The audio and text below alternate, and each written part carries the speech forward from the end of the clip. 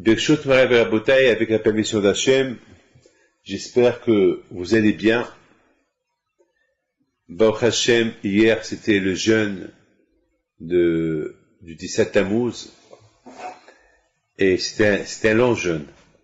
C'était un jeûne jusqu'à 11h05 ou 11h03, et moi hier j'ai fait beaucoup de voyages. J'ai été voir un malade à Genève, qui a perdu sa femme il y a quelque temps, que Hachem lui envoie une fois chez les mains. Et j'étais à Lyon, j'étais visiter la yeshiva de Lyon. Et donc, hier, c'était un peu dur avec tous ces voyages que j'ai faits. Après, je suis retourné à Paris. Et grâce à Dieu, les gens se plaignent. Les gens toujours disent, c'est dur, c'est dur, c'est dur. Mais tout passe. Tout passe. Je vous donne la parole d'honneur. Vous ne pouvez pas imaginer, hier, avec tous les voyages d'hier, se lever à 6 heures du matin, et j'y dormais que quelques heures, la veille, mardi soir. Lorsqu'on aime la chose, on ne sent pas la chose. Regardez cette année, pour moi, cette année, elle est passée très vite. Elle est passée très très vite. Mais hier, lorsque je suis parti à Genève hier, j'ai dit au taxi, au driver, c'est de la folie. J'étais en train de voir mon calendrier, mon agenda, des cours de Torah ici, des cours de Torah ici, et voyager en Argentine 2 fois dans l'année, le Brésil, le Mexique, le New York, en Europe, le Maroc, comme des fois en Israël, et les cours de Torah ici en France. Ça s'est passé vite. Vite, lorsqu'on est occupé, tout passe vite. Mais au moins qu'on soit occupé en faisant des bonnes choses.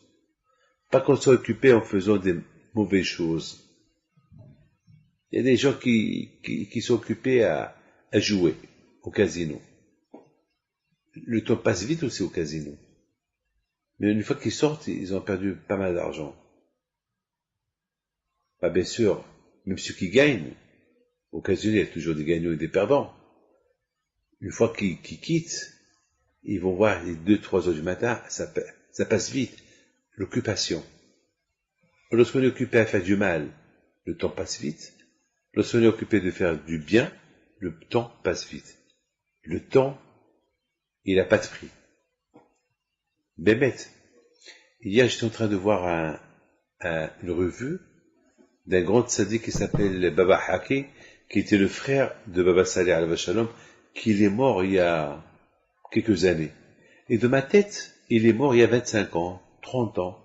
Hier, dans le journal, dans la revue, j'ai vu qu'il est mort il y a 40 ans. Je me rappelle, j'étais en Israël, j'ai aujourd'hui 60 ans. Donc ça veut dire qu'il y a 40 ans qu'il est mort. Et je suis parti avec mon frère leur présenter des condoléances. C'est-à-dire 40 ans sont passés comme ça, vite. C'est ce qu'il dit David Ameller, Yamav Ketzel Over. La vie, elle passe comme un nuage. Vous savez, vous voyez le soleil, il y a un nuage qui passe, qui cache le soleil. Et ça dure cette obscurité, elle dure quelques instants, et après, la lumière revient. Eh ben, la vie de la personne, c'est pareil. La vie de la personne, c'est pareil. La vie de la personne, elle est pleine de lumière et d'obscurité. Ça passe vite. Et c'est dommage qu'on ne profite pas de la vie. C'est dommage qu'on ne profite pas de la vie. Aujourd'hui, je voudrais simplement aujourd'hui parler d'une mitzvah. Aujourd'hui, on est la paracha de Pinhas. La paracha de Pinhas, c'est la paracha où la Torah, elle nous parle d'un être qui s'appelle Pinhas, qui était le fils de Eliezer, petit-fils de Aaron à Cohen, lorsqu'il a vu qu'il y avait une épidémie chez les Juifs parce qu'ils ont fauté. Alors, Pinhas, qu'est-ce qu'il fait? Il va à la source de la faute. La source de la faute était il y avait là-bas un monsieur qui s'appelait Zimri. Et ce Zimri-là, il fautait devant tout le monde. Cette histoire, c'est la Torah qui l'écrit. C'est une histoire qui s'est passée pendant la fin des 40 ans que les Juifs ils sont restés dans le désert. Et là, ils s'apprêtaient à rentrer en Israël. C'est une histoire qui s'est passée il y a aux environs un peu plus de 2000 ans. Et voilà, il s'est passé quelque chose. Il s'est passé que ce monsieur-là, il a un nargue Moshe, il fait honte à Moshe Rabbeinu, il fait une révolution contre Moshe Rabbeinu, et la Torah nous raconte Moshe, il était effrayé. Moshe qui était un géant, qui n'avait peur de rien, là il devenait impuissant devant un monsieur. Alors que Moshe Rabbeinu alav shalom, il avait peur de personne. Et ce qui est incroyable, c'est que tous les gens qui étaient autour de lui, eux aussi, ils sont restés impuissants. Alors qu'il était entouré des gens forts, il était entouré d'une armée dynamique, Moshe Rabbeinu, et en plus, c'est le leader, c'est le roi, et a priori, un monsieur qui l'insulte comme ça, Moshe Rabbeinu, tout le monde devait sauter sur ce monsieur-là, et l'étrangler, le tuer, je ne sais pas, le punir. Et là, tout le monde est resté paralysé, aucun ne fait rien, et au lieu d'agir, ils ont commencé à pleurer.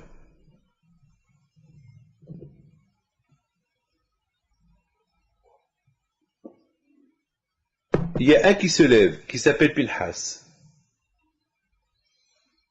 Il regarde tout le monde assis, il voit que personne n'agit, et entre-temps, il y a l'épidémie dehors.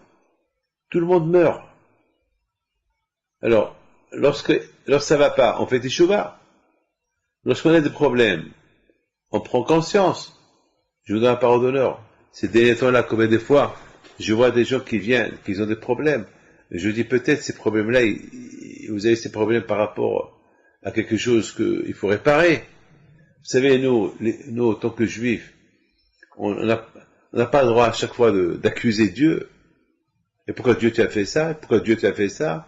Et pourquoi Dieu tu as fait ça? Pourquoi des fois lorsque on gagne au loto, on ne dit pas pourquoi Dieu tu m'as fait gagner au loto. Lorsqu'on gagne quelque chose, on ne dit pas pourquoi Dieu tu m'as fait gagner quelque chose. Mais lorsqu'on ça va pas, on proteste. Pourquoi et pourquoi et pourquoi et pourquoi? Bon, c'est ça malheureusement, le manque de confiance en Dieu.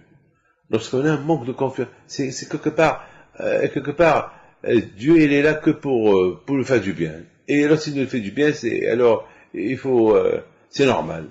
C'est comme un bébé, c'est normal que sa mère doit lui donner à manger, et si elle ne lui donne pas, il commence à crier, il va embêter son père et sa mère toute la nuit, en train de crier, c'est normal. Non, c'est pas normal, on est des adultes. Un bébé comprend pas. Peut-être c'est normal pour lui, mais il comprend pas. Mais nous, des adultes, lorsqu'on veut quelque chose, lorsqu'on veut manger, on va dans un supermarché, si on n'a pas d'argent, on peut pas rentrer. C'est pas de l'abandon. Il faut que tu aies de l'argent pour pouvoir prendre. Donc c'est pas personne qui va rentrer, prendre ce qu'il veut. Alors il y a une question qui se pose. Alors Hachem il nous donne, mais qu'est-ce qu'on lui donne en retour? Qu'est-ce qu'on lui donne en retour? Et Hachem il veut pas d'argent. Ce qu'il veut Hachem de retour, c'est la politesse, la responsabilité, quelque part, se rappeler de lui. Et comment on se rappelle de lui? Par rapport au mitzvot qu'il nous a donné. Chaque mitzvah, c'est un souvenir. Chaque mitzvah qu'on fait, elle nous rappelle qu'il y a Dieu. Elle nous rappelle qu'on dépend de Dieu. Notre vie, elle dépend de Dieu. Automatiquement, lorsqu'on se rappelle de Hachem, automatiquement, il y a quelque chose, il y a Hachem, c'est lui qui m'a donné la santé, mais si on pense pas à tout cela, c'est grave. C'est grave. Alors, on pense à Dieu uniquement lorsqu'on a des problèmes. Lorsqu'on n'a pas de problème, on pense pas à lui. Maintenant, il y a ici un problème, ici. Quel est le problème qu'il y a? Il y a l'épidémie. Il y a des gens qui meurent. Il y a eu 24 000 morts. Alors, les Juifs devaient prendre conscience de ce qui se passe. Alors, au lieu qu'on prenne conscience de ce qui se passe, et peut-être il faut faire Teshuvah, alors qu'est-ce qu'il y a? Il se passe, il y a un qui vient chez Moshe, il a un arc Moshe, il fait une grande faute devant Moshe, il continue à fauter devant Moshe, et personne ne répond. et personne ne répond. Alors, auparavant, il y avait un monsieur qui a allumé Shabbat le feu, ils l'ont tout de suite arrêté. Il y a aussi un homme il a insulté le nom de Dieu, ils l'ont tout de suite arrêté de le punir. Et celui-là, qui dit des bêtises, qui vraiment, il a nargue Moshe, il parle contre Dieu, en plus, c'était pas un monsieur normal, c'était un grand tzaddik, qui s'appelle Zimri, et ce monsieur-là, personne le touche, tout le monde reste incapable de le toucher, et Moshe, il donne pas d'ordre de l'arrêter, personne ne l'arrête, et il s'est passé quelque chose.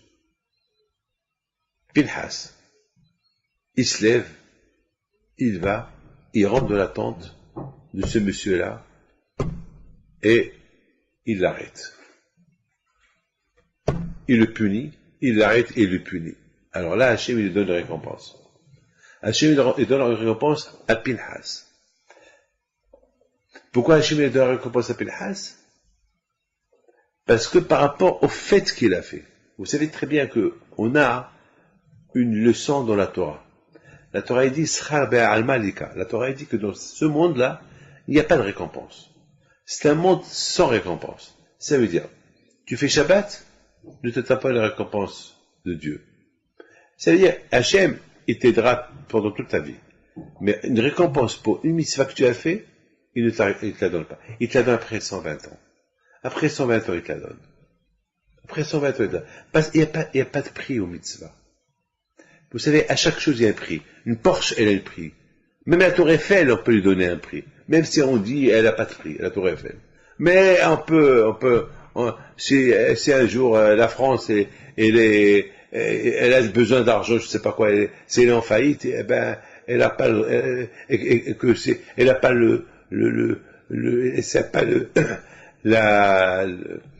c'est pas une possibilité d'avoir de l'argent, ben, elle va la vendre.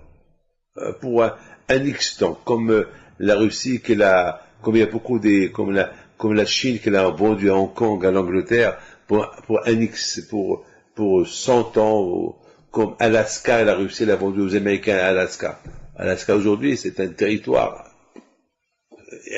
immense avec du pétrole et tout. Bon, à l'époque, la Russie ils savaient pas qu'il y avait du pétrole dedans. Bon, ça arrive que quelqu'un vend des choses qu'on peut pas imaginer. Ça arrive, ça peut arriver. Ça arrive mais on peut être comment ça s'appelle, l'Arc de Triomphe en France. C'est patrimoine français. On peut pas imaginer que l'État français va le vendre, c'est impossible. Mais qui sait? Vous savez, imaginez-vous à l'Amérique vendre New York. C'est impensable. Mais qu'est-ce qu'on sait? On peut rien savoir. Vous savez que les temps, on peut pas savoir ce qui peut arriver pour vendre quelque chose. On ne sait pas. Sauf si, je sais pas quoi. Enfin, sauf si c'est la fin du monde, je sais pas quoi. Mais rien n'est invendable. Tout est vendu. Tout a un prix. Tout a un prix. J'ai entendu qu'il y a quelque temps, beaucoup de fois, ça arrive que des gens qui ont des choses que jamais on aurait pensé les vendre, et ils les ont vendus. Écoutez, je vous dis quelque chose. Moi, j'ai quelques objets de mes grands-parents que je peux même pas imaginer les vendre. Mais une fois, j'ai besoin d'argent pour payer la yeshiva. Ben, j'ai pas le choix. J'ai vendu. J'ai pas le choix. J'ai vendu une Megillah, une fois j'ai vendu un livre. J'ai pas le choix.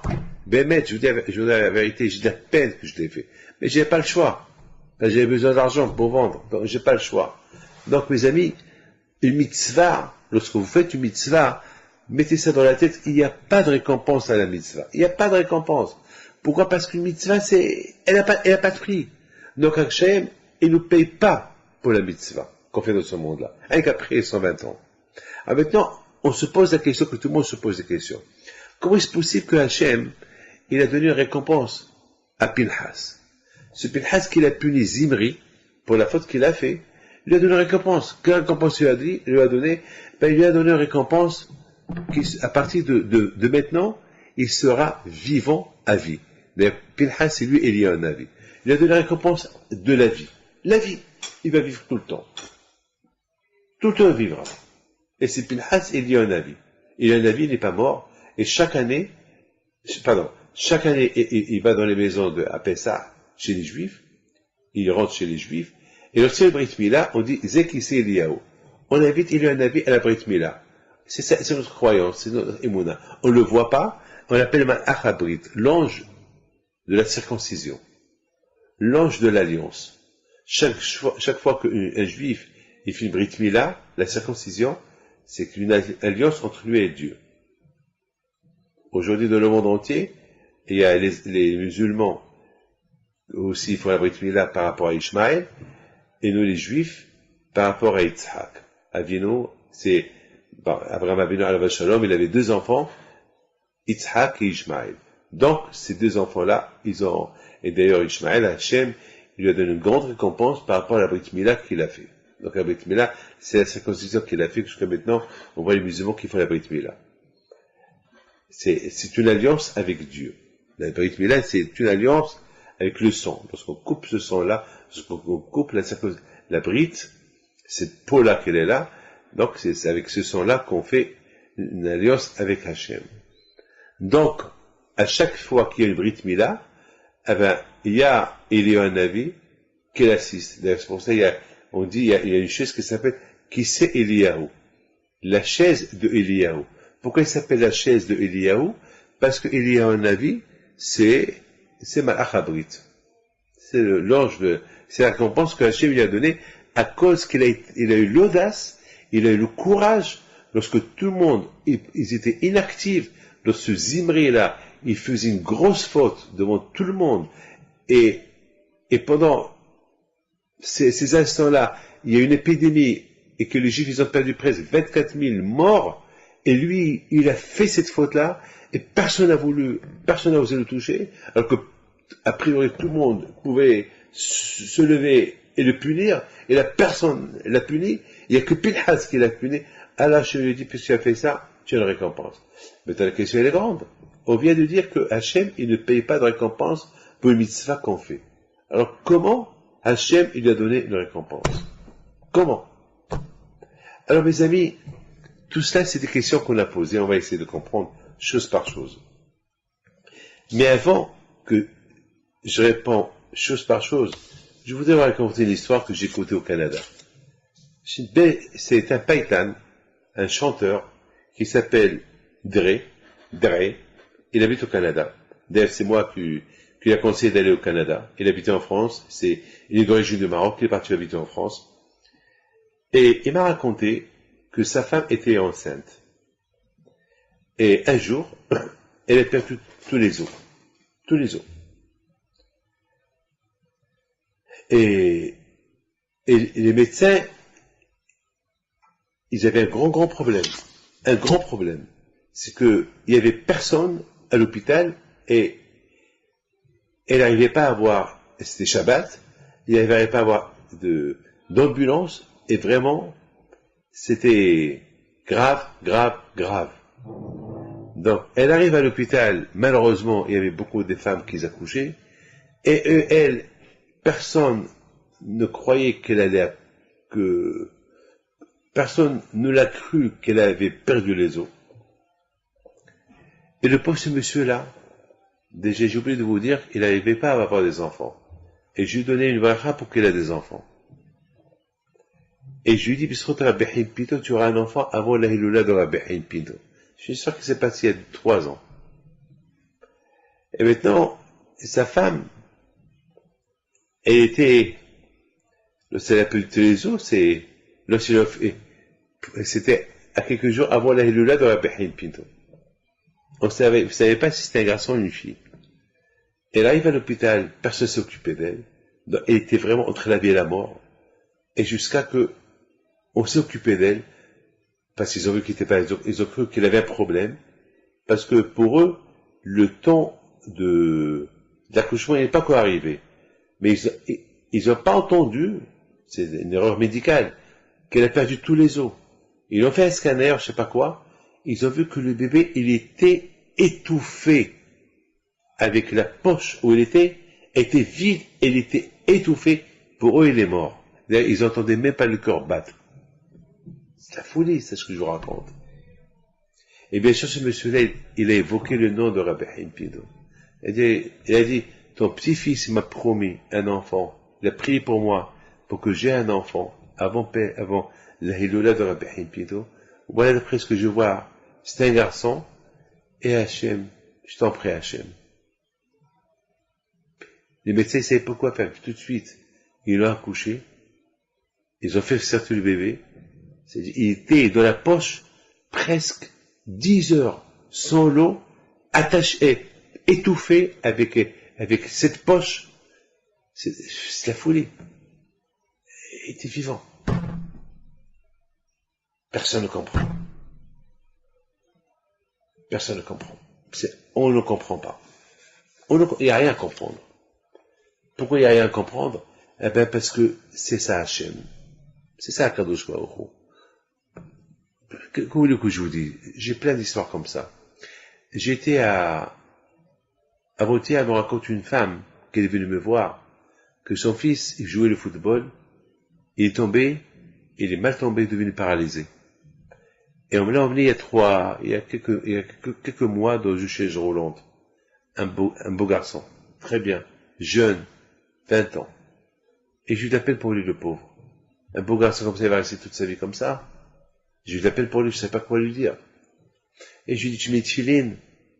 Il me dit non. Mets tefilin. Et bien, je ne sais pas, peut-être, ce moment-là, c'est un moment, il faut savoir une chose. Il y a des moments que tout ce qu'on dit, c'est un moment dans le ciel. Mais on ne sait pas ces moments-là. Ce qu'on appelle en hébreu, et ratson. Il y a un moment. Et ratson. Il s'appelle le moment voulu. On ne sait pas quand. C'est pour cette raison, toujours on doit prier à Hachem. Il se peut que le moment qu'on est en train de prier à Hachem, on demande quelque chose, il se peut, c'est un moment de Etratson, un moment qui est bien qu'on peut accepter ta prière. Mais c'est ça le problème, on ne sait pas c'est quand ce moment-là. Bien sûr, si on connaît le moment, c'est très beau, ça aurait été beau si on connaît le moment, mais on ne connaît pas quel moment. C'est la surprise, parce que chacun connaît le moment, alors chacun va attendre ce moment-là et demander ce qu'il veut. Donc c'est pour ça, il faut, beaucoup de fois, je demande des choses à Dieu, et ça arrive. Après j'ai dit, dommage ce moment, pourquoi j'ai pas demandé autre chose? Mais c'est ça, on ne sait pas. Alors je pense que ce moment-là était, je lui dis, devant tes mains, lève-toi. Il y avait sa mère à côté. J'ai dit, lève-toi. Mais il a fait un geste. Il était paralysé. Tout le côté bas, il était paralysé. Mais il a fait un geste. Et sa mère, je vous donne la parole d'honneur, Hachem est témoin. Sa mère, elle vient chez moi avant-hier. Elle me dit, Rabbi David, lorsqu'il est rentré à la maison de mon fils, après quelques jours, il se lève et il marche. Personne ne comprend. Personne ne comprend. C'est ce qu'on appelle être ratson. C'est pas que j'ai fait un miracle, non. C'est le moment. Moi, tout le temps, j'ai fait des prières pour les gens. Et ça peut arriver que, lorsque je prie pour quelqu'un, c'est le moment que la prière, ce quelqu'un-là, les portes du ciel sont ouvertes pour lui, que n'importe quelle prière qu'on peut faire pour lui, elle peut être acceptée, voilà. Tous ces gens-là, qui remplissent le loto, ils gagnent. Eh ben, c'est un moment de leur mazal. Et au moment de leur mazal, eh ben, ils ont rempli ces numéros-là, ils ont gagné. C'est le moment du mazal. Il y a des moments, c'est pour ça, il faut toujours être bien, c'est pour ça les tzadikim, ils sont, eux, tout le temps, toute leur vie, c'est un bon moment pour eux, parce qu'ils sont toujours bien avec Dieu. Parce qu'ils sont toujours bien avec eux, alors ils ont une carte blanche avec Akadosh Baruch Hu. Les tzonner avaient tout ce qu'ils demandent à Akadosh Baruch Hu, c'est accepté. Maintenant, on comprend. Pinhas. Pendant que tout le monde était assis, et ce monsieur-là, Zimri, elle vient, il fait une faute devant Moshe. Il a un acte Moshe, et tout le monde est resté, inactif, et personne n'a bougé. Il y a un seul qui a bougé, c'est Pinhas. Maintenant, il y a une question qui se pose. Qu'on a posée tout à l'heure. Comment est-ce possible que personne n'a bougé? Comment est-ce possible que personne n'a voulu? Tout à l'heure, je vous ai dit que chaque fois dans le désert qu'il y a un qui faute, tout le monde qui l'arrête. Mais là, il fait une grave faute, une très grave faute, et personne ne l'arrête. Comment est-ce possible? Eh ben, vous savez pourquoi? Ben, il se peut que c'était, ce moment-là, comme disent Hakamim, c'était un moment de Etratson pour Pinhas. C'est un moment que maintenant Pinhas, il doit avoir une récompense spéciale. Par rapport à qui? Eh bien, par rapport à son père et par rapport à son grand-père. D'ailleurs, la Torah dit, Pinhas ben El-Azar ben Aaron la Kohen. Pinhas, le fils de El-Azar, le fils de Aaron. Pourquoi la Torah, elle doit nous dire Pinhas, le fils de El-Azar, le fils de Aaron? On le sait. Pourquoi la Torah ne dit pas simplement Pinhas, Pinhas, Pinhas ou Pinhas le fils d'El-Azar ou Pinhas à Kohen? C'est tout. Pinhas à Kohen, qu'il a fait cette mitzvah, il sera payé. Pourquoi la Torah, elle nous dit Pinhas ben El-Azar ben Aaron à Kohen? Pourquoi on doit le dire, on doit mentionner et son nom, et le nom de son père, et le nom de son grand-père? Lorsqu'on parle de moi, on ne dit pas David, le fils de Rabbi Moshe, petit-fils de Rabbi Haïm Pinto, non. Ouais, on dit David Pinto. C'est tout. Tout le monde sait. Tout le monde sait, Pinhas, tout le monde le connaît. Il y avait un seul Pinhas, c'est le fils de El-Azar. Pourquoi la Torah elle mentionne les trois noms? Ben parce que ce moment-là c'était Etratson pour lui. Pourquoi c'était Etratson pour lui? Pourquoi c'était un moment voulu? Les portes du ciel étaient ouvertes pour lui. Pourquoi? Eh ben par rapport à ses grands-parents. Et c'est la raison pourquoi on ramène dans la Torah le nom de ses grands-parents. Parce que des grands-parents, ils ont fait beaucoup de sacrifices pour le bon Dieu. Ils étaient des grands tzadikim. Alors quand je vais au Rou, il a voulu leur donner une récompense. Quelle récompense? Eh ben, une récompense par rapport à ce qu'ils ont fait à leur petit-fils. Beaucoup des fois, vous gagnez quelque chose. Et vous croyez que vous l'avez gagné par rapport à vos actes. C'est pas vrai. Il se peut c'est par rapport à votre papa qui a fait une grande mitzvah. Il se peut c'est par rapport à votre grand-père qui a fait une grande mitzvah. Et c'est pour ça, mettons, vous avez réussi. Vous savez beaucoup des fois que nous, on fait une prière, et on voit que la prière ne monte pas. Alors, est-ce qu'on se pose pas la question pourquoi la prière n'a pas été acceptée? Non. C'est parce qu'Hachem, il a pensé que c'est mieux cette prière que tu as fait. Au lieu qu'il t'accepte, alors, peut-être, il va voir, Hachem, il voit de loin. Hachem, il voit qu'un de tes petits-enfants, ou même 4 générations plus tard, même 5 générations, il voit que quelqu'un de tes descendants, il va avoir un grand problème, et il va pas s'en sortir. Alors, qu'est-ce qu'il fait Hachem? Il dit, cette bracha, cette prière que toi tu as fait, au lieu qu'il t'accepte, alors Hachem il dit, c'est pas la peine qu'il t'accepte, mais il va utiliser la bracha, la prière que tu as fait pour un de tes enfants ou tes arrière-petits-enfants, qui vont avoir plus besoin de toi. Alors ça m'arrange, moi, si je demande à Kajbaoku que je rate pas mon avion, et que je l'ai raté, et pas à cause du sa'a que j'ai eu, Hachem va donner, il va sauver mon petit-fils d'un avion, ça m'arrange. Et si que Dieu préserve un de petits enfants, il va y avoir quelque chose dans un avion, alors je préfère que le bon Dieu me fasse rater un avion, et que je perde de l'argent, et que mon petit-fils soit sauvé. Ça va, c'est bien. C'est des choses que nous on voit pas. Nous on voit que le côté négatif, mais Hachem il voit le côté positif. C'est pour ça qu'il ne faut pas se plaindre que sa prière n'est pas acceptée. Donc là aussi, là si à Kadosh Baruch Hu, c'est la Torah, elle a mentionné les noms de El-Azar et de Pinhas, le père et le grand-père de Pinhas, le père et le grand-père de Pinhas dans la Torah, c'est parce que par rapport à eux, par rapport à les mitzvot qu'ils ont fait, Akadosh Baruch Hu maintenant il donne une récompense à Pinhas. Maintenant je vous dis un grand hidouche, quelque chose que vous n'avez jamais entendu. C'est vrai que dans ce monde-là, il n'y a pas de récompense. Tu fais une mitzvah, il n'y a pas de récompense. Mais Akadosh Baruch Hu, il peut te donner une récompense par rapport à ton grand-père, Srotavot. Par rapport à ton grand-père, Srotavot. Donc, la récompense qu'il a eue maintenant, Pinhas, c'est pas par rapport à la mitzvah qu'il a fait en punissant aux Zimri, c'est par rapport au mérite de son père et de son grand-père. Ça, Hachem, il peut le faire. Ça, Hachem peut le faire. Pour une mitzvah que toi, tu as fait, Hachem, il t'accepte pas. Il ne te donne pas de récompense. Et l'Hazar, au Pinhas, aussi, si on fait mitzvah, quand je ne pas, il va pas les payer. Mais peut-être il va leur donner un paiement du mitzvah que leur aïeul, il a fait. Ou pour un mérite, une prière que aïeul, il a fait, donc, il va leur donner. N'oubliez pas que nous, on vit grâce au srotavot. Toujours on dit, on vit grâce au mérite des parents. Ça veut dire que C'est quoi? Parce que nos parents, pourquoi pas par rapport à nos mérites? Parce que dans ce monde-là, on ne sait pas si on a un mérite. En plus, si Hachem nous paye par rapport au mérite qu'on a, donc on perd la récompense de l'autre monde. D'ailleurs, même Yaakov Abinu, et lorsque Yaakov Abinu, il a rencontré Esav, son frère, il a eu beaucoup peur de lui. La Gemara pose une question. Pourquoi il a peur? Pourquoi il a peur? Il a peur de qui? Pourquoi il a peur? Pourquoi il a peur? Mais il a peur d'un rachat? Non. Yaakov Abinu, il a fait un bilan de conscience. Il a dit, avec tout ce que j'ai réussi, j'ai beaucoup réussi dans ma vie. En 22 ans, j'ai réussi. J'ai trop réussi. Je suis devenu milliardaire. J'ai 12 enfants. J'ai des femmes. Et j'ai une richesse colossale. C'est pas possible tout ça. Il se peut que Hachem, il me paye pour les mitzvot que j'ai fait. C'est pas il me paye pas même mérite. Là, j'ai plus de mérite. Alors Hachem lui répond, non. Ton mérite, il reste. Mais si je te paye, c'est par rapport au mérite de tes parents. Ton père et tes grands-pères. Voilà. Maintenant, on comprend Pinhas pourquoi il a reçu cette récompense-là. Maintenant, la question se pose, comment est-ce possible que lui seul s'est levé? Pourquoi pas les autres? Eh bien, parce que c'était Ekratson, c'était un moment qui était destiné que pour lui. Regardez.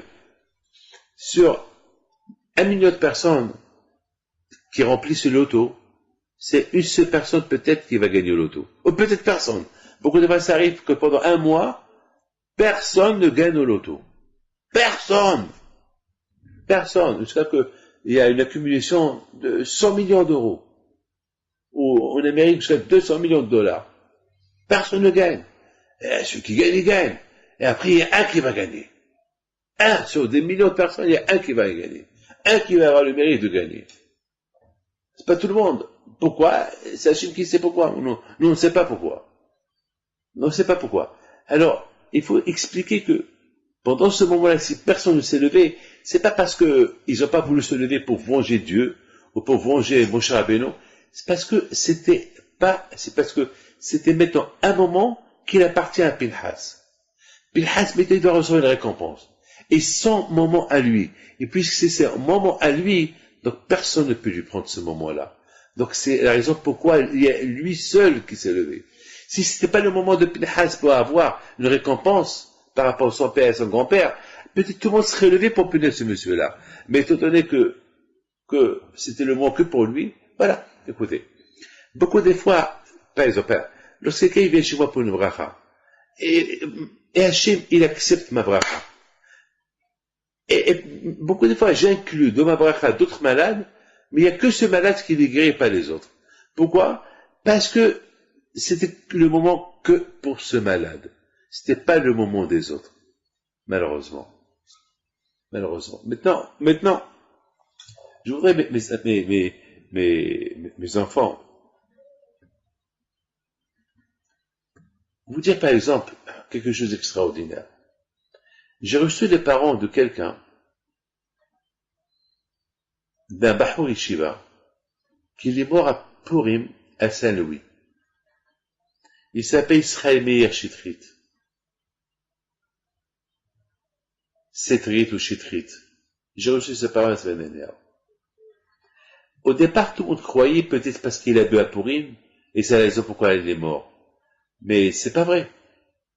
Il n'a pas bu le pot parce que c'est Purim. Alors les gens ils ont cru parce que c'est Purim, et les jeux se sous la Purim peut-être.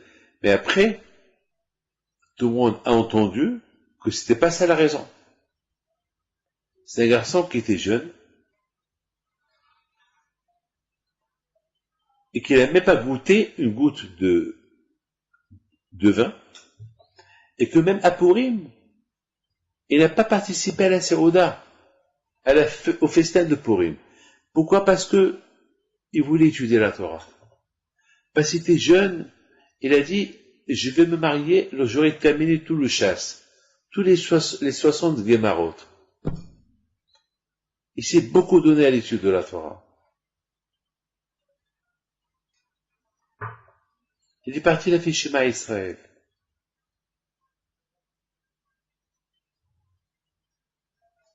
Et quelqu'un vient, il le réveille, il lui dit, Israël meilleur. Est-ce que tu as fait arbitre? Pourquoi tu tu n'as pas participé à la Séouda. Sinon, je suis fatigué. Et il s'est levé, il a fait arbitre. 2 heures du matin, le pauvre, il est mort. Très jeune, 17 ans. La mort aussi, c'est le Zman. On voit que le Malach Hamavet, l'ange de la mort, lorsqu'il rentre dans une maison, il prend que celui qui doit partir. Et pourtant, il est là, il peut prendre tout le monde. Non. Il prend que celui que le Zman, le temps, son temps, il est venu. Et il dit, à chaque chose, il a un temps fixe. Le temps. Chacun, il a son temps. C'est pas tout le monde qui meurt le même jour à la même heure. Chacun a son temps. Il y a ceux qui meurent jeunes, il y a ceux qui meurent vieux, il y a ceux qui meurent très très vieux, il y a ceux qui meurent la moitié de leur âge, malheureusement. Il y a des bébés qui quittent. On ne sait pas. Je voudrais vous raconter une super histoire que vous avez jamais écoutée dans votre vie. Une histoire terrible. Terrible. On me l'a raconté cette semaine.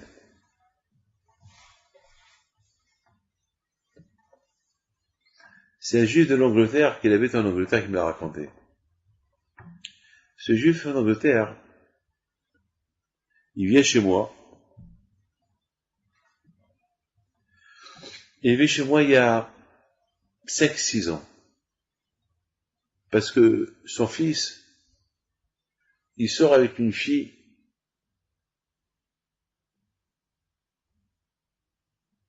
qui n'était pas bien pour la famille. Malheureusement, c'est une fille qui fait des bêtises avec les hommes. Alors, son père lui dit, mon fils, mais quel mariage que tu as fait avec cette fille-là, qu'elle est avec toi, elle est avec d'autres hommes. Il dit, je sais papa, mais je l'aime. Je lui dis, mais c'est pas possible. Mais tu te rends compte? Tu es avec son mari, elle a 2 amants, ou un amant, elle fait des amants. Et la fille lui a dit, si tu veux te marier avec moi, il faut que tu acceptes que moi, j'aime les hommes. Mais c'est de la folie. Il faut être fou. Je vous raconte une histoire de folie. Des fois, parfois, on tombe sur des choses qu'on ne comprend pas. C'est pas logique, c'est pas humain. Et c'est pas normal. Mais le garçon était follement amoureux de cette fille. Alors, j'ai fait la bracha à ce monsieur-là. Je lui ai dit, si Dieu veut, que Hachem y fasse qu'il se quitte. Ou que la fille devienne normale. Et même si c'est normal, c'est pas, je sais pas. Bon.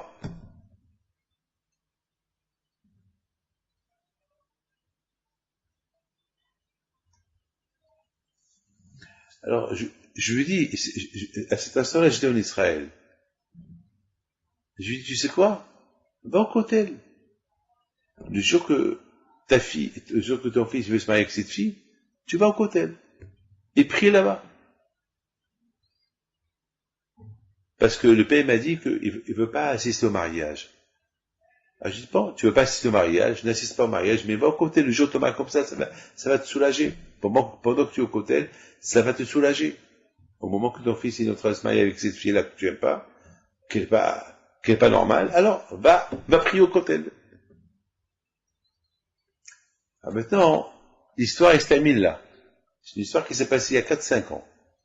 Il y a 2 semaines, j'étais en train de recevoir les gens, et hop, il y a un couple de l'Angleterre qui arrive. Je ne les ai pas reconnus. Ils me disent, est-ce que vous m'avez reconnu? Je dis non. Ils me disent, voilà, on est venu chez vous il y a 4 ou 5 ans, avec l'histoire de mon fils, qui devait se marier avec une fille qui n'était pas bien, et que, malheureusement, ils devaient se marier, ils ont fixé la date de mariage, et vous m'avez dit, le jour de leur mariage, prenez l'avion de l'Angleterre, allez au cotel, comme ça, vous allez vous soulager. Il m'a dit, vous vous rappelez de ça? Je me rappelle. J'ai dit, alors qu'est-ce qui s'est passé? Vous avez fait ça? Il m'a dit, Rabbi David, on est venu là pour vous raconter 2 choses. Première chose, on veut que tu nous donnes une bracha pour les enfants que nous avons qui se marient, le reste. Et à propos de ce garçon-là, qu'il a marié cette fille, eh ben, on va vous raconter ce qui s'est passé. On a pris l'avion dimanche matin. On arrive à Tel Aviv. On va à Jérusalem. On va au Kotel. On arrive au Kotel au moment qu'on savait que notre fils, il était en train de se marier avec cette fille. Ça n'avait la peine, mais le fait d'être au Kotel et en train de prier là-bas, ça nous a soulagés. Mais malgré tout, on avait de la peine. Alors, on prend un taxi pour retourner à l'hôtel. On était un peu peinés quand même, ça nous a soulagés d'un côté.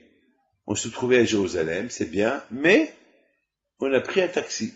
Et dans le taxi, le chauffeur, là il me dit, écoutez Rabbi David,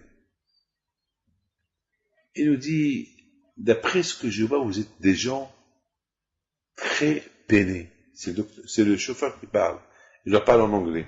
Vous êtes des gens très peinés. Alors, le monsieur, il dit au chauffeur, ouais, on est très peinés.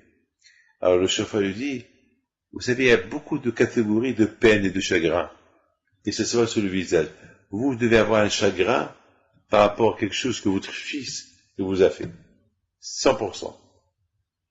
Peut-être votre fils, il se marie avec quelqu'un qui ne vous plaît pas, ou qui a une relation avec une fille qui n'est pas de chez nous, ou quelque chose comme ça. Alors, l'anglais, ça fait lui dire, ah ben exactement, c'est vrai, mais comment tu sais? Il dit, ben parce que ça se voit sur votre visage. Ça se voit qu'il y a une peine, il n'y a pas une peine d'argent, c'est une peine un chagrin d'enfant.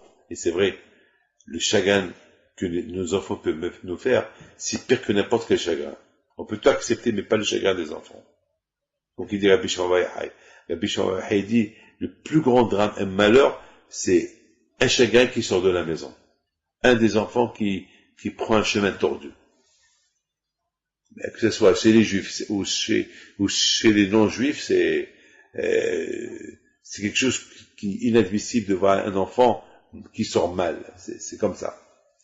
Alors, l'anglais, il dit au chauffeur de taxi, ah ben oui. Ah ben, il leur raconte, il dit, vous savez, je vais vous raconter une histoire. Écoutez bien là. Mais le chauffeur, c'est un chauffeur de taxi, hein.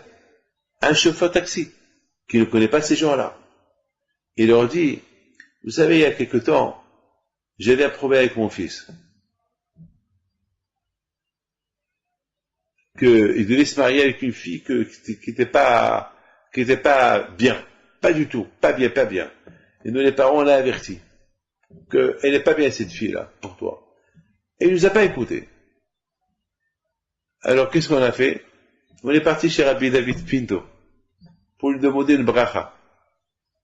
Et Rabbi David Pinto, il nous a dit, eh ben, la bracha, je vais la faire, mais si jamais ma bracha n'est pas acceptée, le jour de son mariage, allez-y au kotel, et priez au kotel, au moins pendant le moment qu'il se marie, vous êtes au kotel, ça va vous soulager. Et c'est ce que j'ai fait, et grâce à Dieu, après quelque temps, notre fils, il a quitté cette femme, parce qu'il s'est rendu compte que c'était pas pour lui. Le couple anglais, dès qu'ils ont entendu ça, ils ont crié. Alors le chauffeur a eu peur. Pourquoi vous criez? Il a dit, ben, ce rave qui vous a donné ce conseil-là, c'est lui qui nous a donné ce conseil, parce que notre fils, en ce moment-là, il se marie en Angleterre avec une fille qui n'est pas bien, et il nous a dit le jour de ce mariage, allez-y au kotel. Et c'est bizarre, on se rencontre aujourd'hui. Vous et moi, vous et nous, on se rencontre. On a eu la même mission avec le même rabbin. C'est quoi ça? C'est quoi ça? Comment Hachem a pu fixer ce temps-là comme ça? Comment? Alors j'ai dit au couple anglais qui m'ont raconté ça, et ça vous a soulagé?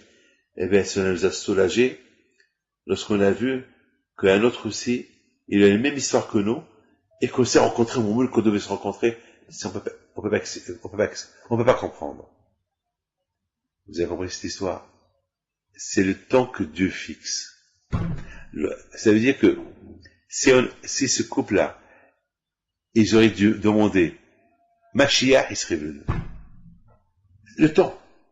Lorsque le temps il arrive, Hachem il fait tout Lorsqu'un temps, il arrive pour que Hachem fait du bien à quelqu'un, ou pour que Hachem ouvre les portes à quelqu'un, ou de la mort, ou pour une malédiction, ou pour une bénédiction, ce temps-là, Hachem, il exauce. C'est ce qu'on dit de la prière. Vanit tfilati lecha Adonai et ratson, Elohim ve'uhazlecha ani be'vetish. On dit à Hachem, Hachem, la prière que je te fais, fait que ce soit le temps pour que ma prière tu l'acceptes. On prie à Hachem. Hachem, il accepte nos prières. Mais il nous les garde. On réserve.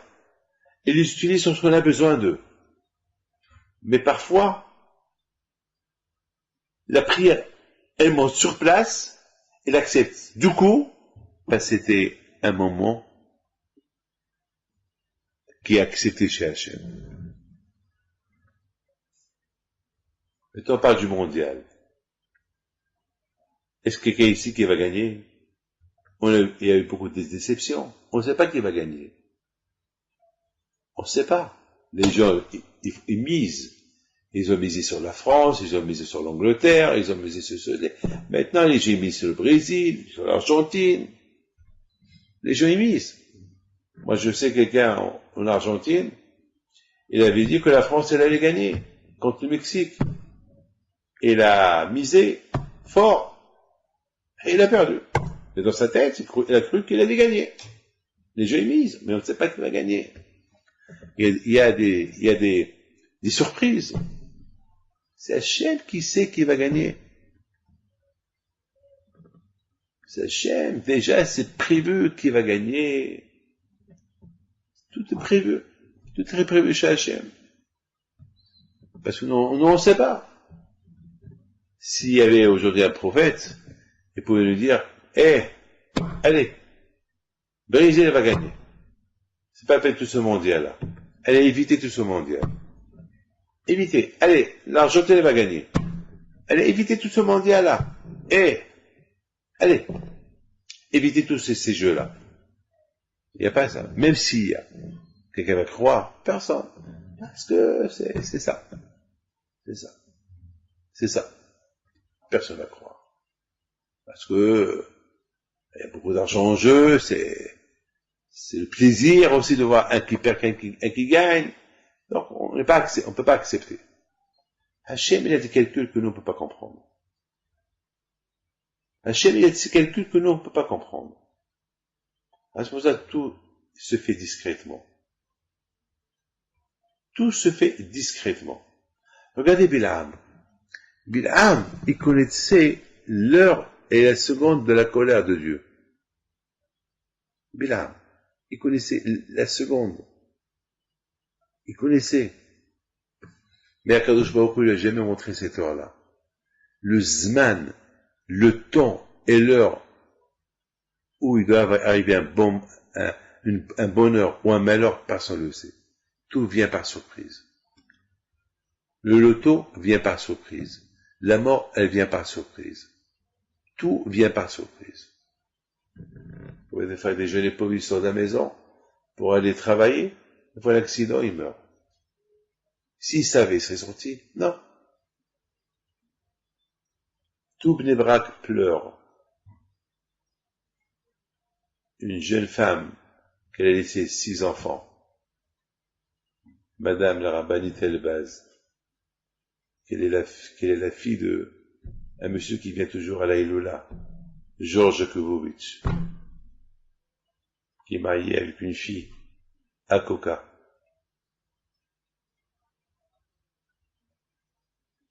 Toujours il avait la canne de mon grand-père. Sa fille en accouchant la semaine dernière, la pauvre, elle avait des problèmes avec le cœur.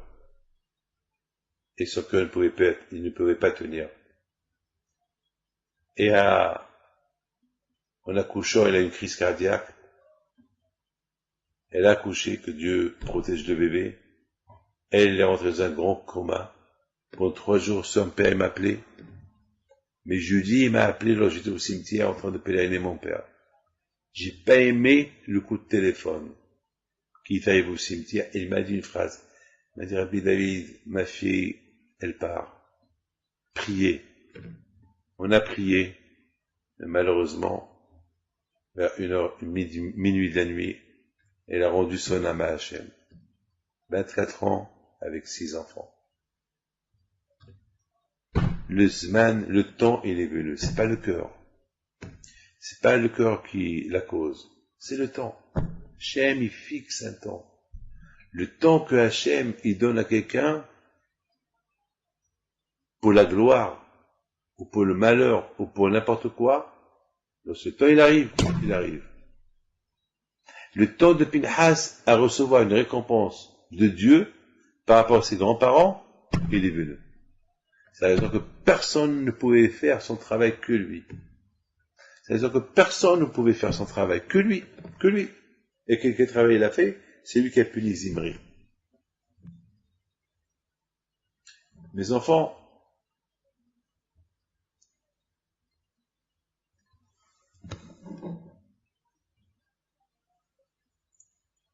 je termine avec une bénédiction. Que Hachem vous protège, que Hachem vous donne bracha v'atzlacha, que Hachem vous donne la parnassa, et Bisrot Rabbi Himpi de soit avec vous. N'oubliez pas la Hiloula de Rabbi Himpi le 2 septembre, si Dieu veut, réservez vos places pour le Maroc, à Hachem, pour venir avec nous.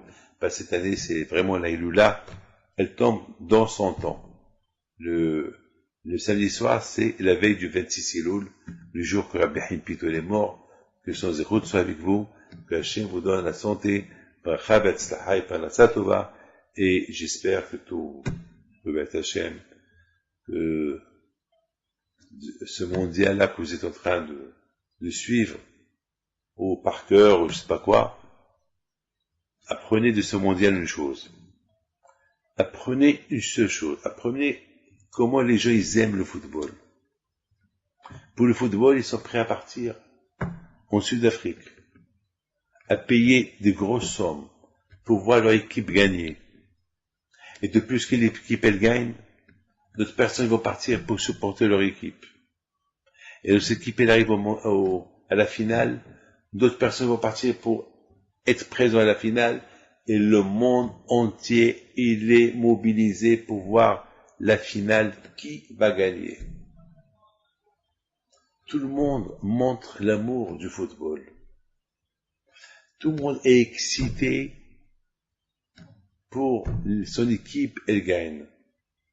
Il n'y a pas deux qui vont gagner, il y aura une seule équipe qui va gagner. Et tout le monde qui supporte cette équipe, ils vont crier chaque goal qu'il est marqué, de toute leur force. Et après que leur équipe elle a gagné, ça va être la fête. Tout le monde ne va pas dormir. Ils vont rester réveillés. C'est la fête pendant quelques jours. Pendant quelques jours, on parle que d'eux. Et tout cela par rapport à l'amour de ce ballon qui tourne en rond et qui reçoit des coups de pied de tous les côtés et que tout le monde l'aime.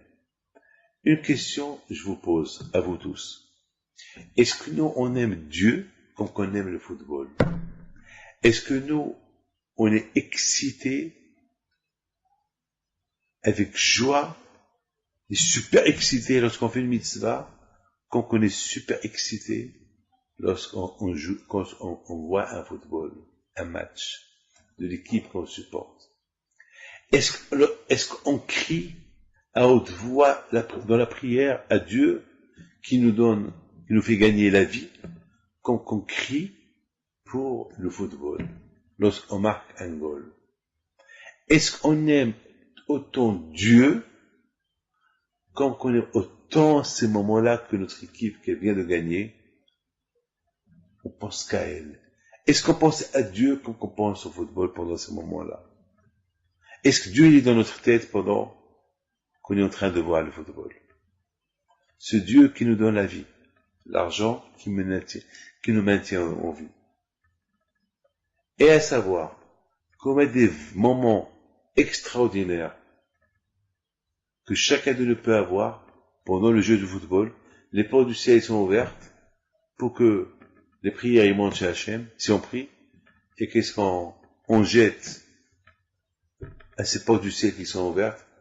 Pas une prière, mais goal! Un goal. Qu'est-ce qu'il faut avec ce goal? Avec ce ballon? On la rejette. C'est pas ça qu'ils ont demandé. Ils ont demandé une prière, pas un ballon. C'est dur ce que je dis. Mais j'apprends ça du football. Moi aussi j'aime le football. Je le vois pas, mais j'aime savoir les résultats. Chaque jour je demande à mes enfants, à d'autres, nous qui a gagné, Brésil, l'Argentine, qui a gagné, l'Allemagne, la France, qui? Je m'intéresse. Vous croyez que j'aime pas? Je m'intéresse. Mais, c'est pas, j'aime savoir qui gagne, c'est tout. Par intérêt pour, j'apprends. Parce que je vois les mouvements des gens. Selon comment les gens ils aiment le football, moi ça me donne une raison d'aimer. Que je me pose une question, est-ce que j'aime Dieu comme ces gens-là ils aiment le football? Et ces gens qui aiment le football, est-ce qu'ils aiment Dieu autant? Pendant 4 ans on parle pas de football. Et pendant un mois, boum, football. Mais qu'est-ce qui, eux ils gagnent ou qu'est-ce qu'on gagne? On gagne rien du tout. Mais c'est le plaisir. Ben justement mes enfants. Il faut apprendre, c'est tout. Je dis pas il faut pas aimer le football. Mais aussi je dis simplement que ce qu'on fait pour le football, on doit le faire pour Dieu aussi. Les Havdil. Et pourquoi pas plus? Après 120 ans, on quitte ce monde. Est-ce qu'on prend avec nous une télévision pour voir ce qui se passe les 4 ans, chaque mondial? Non. Là-bas, c'est fini. Là-bas, c'est notre plaisir.